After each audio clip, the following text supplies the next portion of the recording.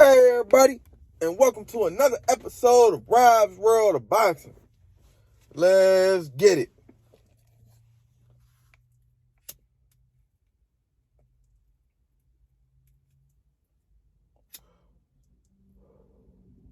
Alright.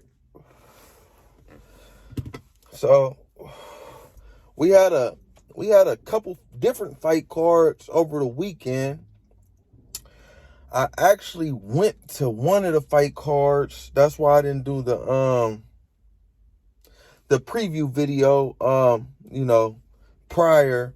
Well, that's not an excuse. I did it. Well, I didn't do it because I was dealing with a lot of family issues prior to the event, and the day of the event I was just rushing, trying to make it out there. We didn't end up even making it on time. I didn't get to the event until like around 4:45, and it started at 4 o'clock, so I missed a couple fights, couple openers, opener and the opener and probably a couple more fights actually. I came in on the jump right in where I came in on it. I'm talking about the Jose Ramirez, Jose Pedraza card. If I didn't say it before, that transpired March 4th in Fresno, California. I'm from Cali. I had to go. It's Central California. I'm in Northern California. I had to make that trip to see some good boxing, and I'm happy I did. But yeah, like I said, I was late. And the first fight I saw, I walked in on actually, was Carlos Balderas. He was going against his opponent, Elio Mesquita, who was 20-6 with one draw. I'm gonna give you like a preview and a recap in this video today. Since I didn't do the preview video. All right, let's get into Carlos Balderas. Balderas, he was 11-1 with 11 KOs, 25 years of age. Well, he was 11. Sorry about that. He was 11-0 with 10 KOs, 25 years of age. He's an orthodox fighter. Stands at 5'9" with a 73-inch reach. He's from Lopot, California, but he's residing in Santa Maria, California. Balderas, he KO'd his opponent in the second round after knocking him down twice in the first round. I was in the concession stand line. They got the TVs in the concession stand lines, and I just heard a big loud roar, and I looked up, and he had knocked him out. He was two-piecing him up from what I saw, because like I was late and I was just looking at TV when I was in line. But he was two-piecing him up from what I saw. But then I didn't see the knockout punch. I just heard a roar. But yeah, man. Carlos Balderas, he advanced to 12-1 with 11 KOs. He got a second round KO, if I didn't say it. I feel like the sky's the limit for Carlos Balderas. He had a slip up against Rene Giron that he got knocked out. That's his one defeat. But other than that, man, he's a 2016 Olympian. He has a high boxing pedigree. He was billed as one of the top, boxer signed by Top Rank in 2016. So I still got a lot of faith in Carlos Balderas, man, and I want to see what the future holds for my guy. But yeah, that was the first part I came in on. And then after the Balderas fight, another fight came on. It was a lightweight fight, 135 pounds if you don't know, an 8-rounder between Miguel Contreras and Hector Tanajara. Miguel Contreras, he was 11-1. He was coming off his first defeat of his career with 6 KOs, 24 years of age, orthodox fighter. He stands at 5'7" with a 67.5-inch reach, and he's from Bakersfield. And he was going against Hector Taraja, what I said previously. He was 19-1 with 5 KOs, 25 years of age. He's an orthodox fighter, 5'10" with a 75-inch reach, and he's from San Antonio, Texas. This was a good fight, man.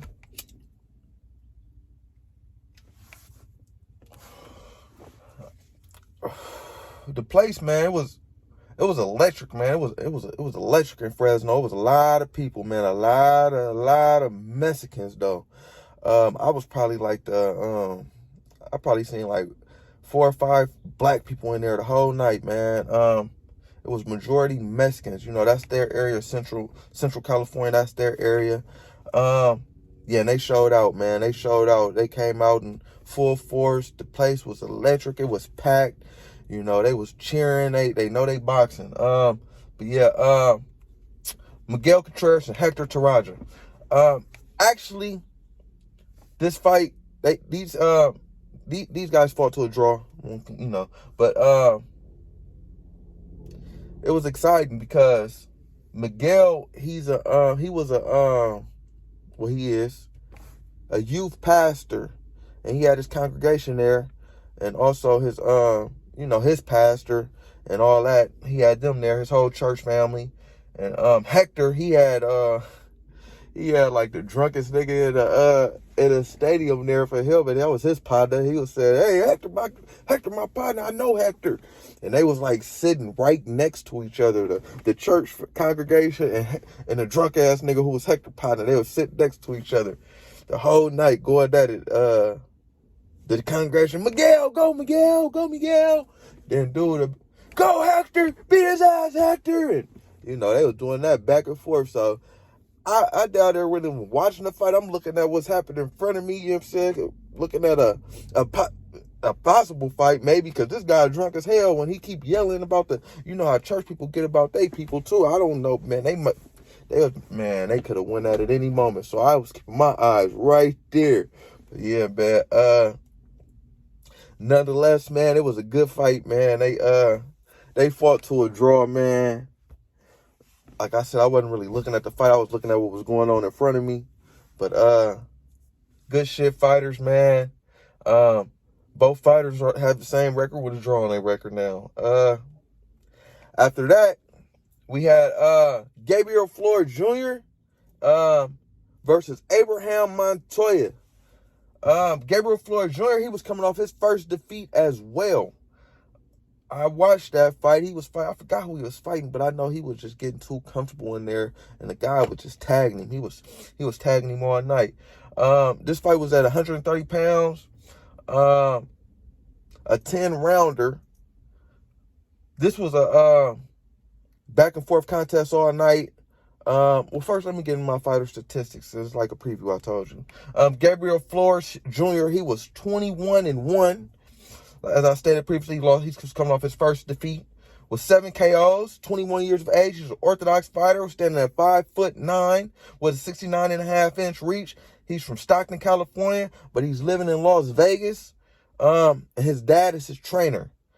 Abraham Montoya, he was 20-2 with 1 draw with 14 KOs. 27 years of age, orthodox fighter. 5'6.5" with a 68-inch reach, and he's from Mexico. But yeah, as I was saying, this fight was a back and forth contest all night. Actually, Gabriel Flores Jr., his cousin was there, and he was sitting on the side of me, and he was probably about 21 or 22, young guy. But yeah, he was going for Gabe pretty tough, man. He was calling him G Squad. Let's go, G Squad. Let's go, G Squad. That's all I kept hearing next to me. G Squad. He go over there, G Squad me to death. But yeah, man, I think that shit was working, man. Every time he yelled G Squad G, because he was looking tired in there, but every time he yelled G Squad, shit, man, that nigga get some energy. And, you know, he was doing this stuff. I think he hurt him. If I ain't, you know, shit, but who am I? I think he hurt him. But he was, it was a back and forth contest. He was catching some shit, G Squad. He was getting hit, you know what I'm saying, in the head and the body, you know, but he weathered the storm and got on his bike and he adjusted. He did a good job of adjusting in this fight. You know, coming off his first loss, he didn't adjust in that fight. I seen that fight. Actually, yeah, that fight was against Luis Lopez, too. That's what it was against. And he did not adjust against Lopez, but he adjusted against Montoya, and he got the majority decision win. Um, two judges had it 96-94 for Floyd Jr., and another judge had it 95-95. He had to fight a draw. But I feel like Floyd Jr., he did just enough to pull it out. So that the 96-94 scorecards are accurate in my opinion. Let's go, Gabriel Floyd Jr., aka G Squad. Let's go, G Squad. All right, man. After that, we had a 10-round contest at 126 pounds between Joet Gonzalez and Joe Sanatism. Joet, he was 25-2 with 15 KOs. He's 28 years of age. He's an Orthodox fighter. He stands at 5'6" with a 70-inch reach. He's from Glendora, California, but he's living in Los Angeles, California. He was going against Joe Tism, who was 21-4, 25. Well, he's 25 years of age. He's an Orthodox fighter. He stands at 5'6" with a 67.5-inch reach. He's from the Philippines.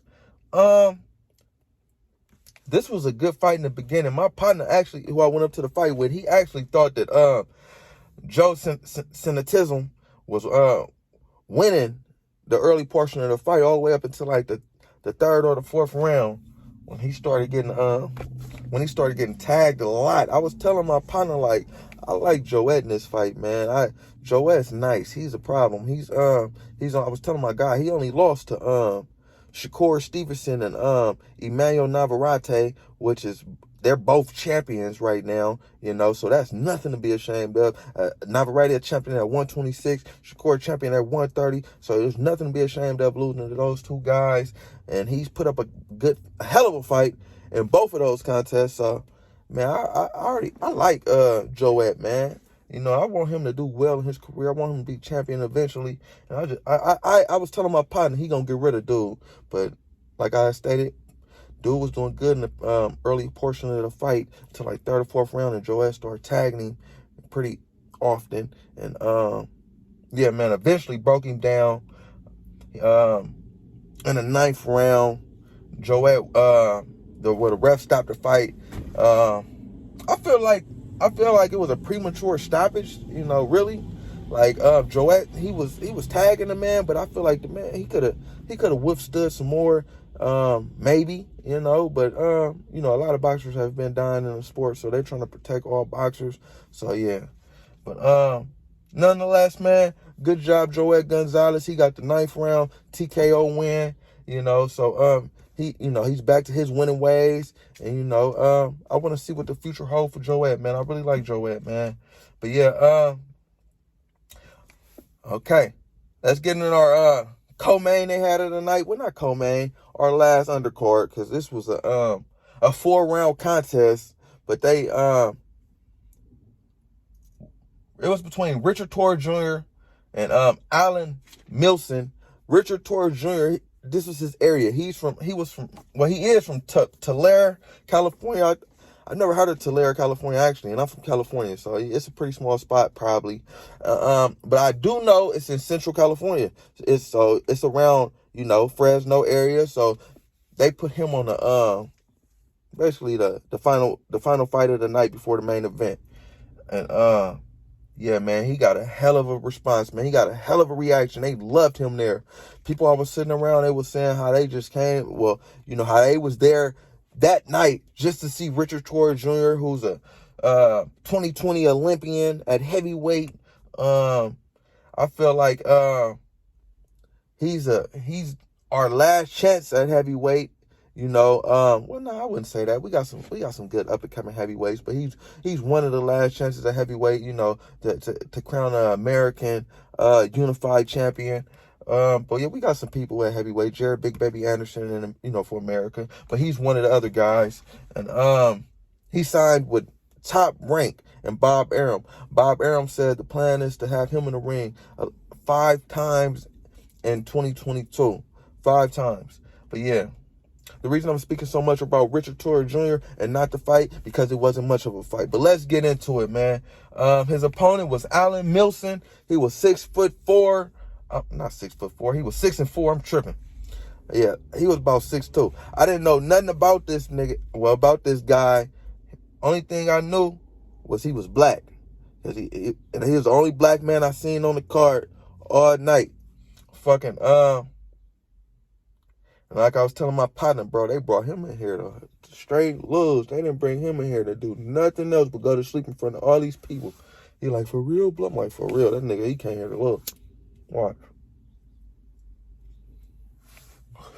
You know, yeah, I was right. That boy, he was flopping all over the place. He was like a fish out of water, boy, from the beginning of the fight. He was going down from barely getting touched from the first round to, you know, and he went down in the second round. He got KO'd in the second round, but he was flopping all over the place in the first round. And they clashed heads in the first round too, and Richard got a nasty cut up, you know, on his forehead. I hope that don't, you know, resurface itself in a nasty way, and you know, later on in his career, you know. But for you to get a nasty cut like that in the first fight of your, you know, in your pro debut, I don't think that's what they wanted, you know, with ESPN or his camp.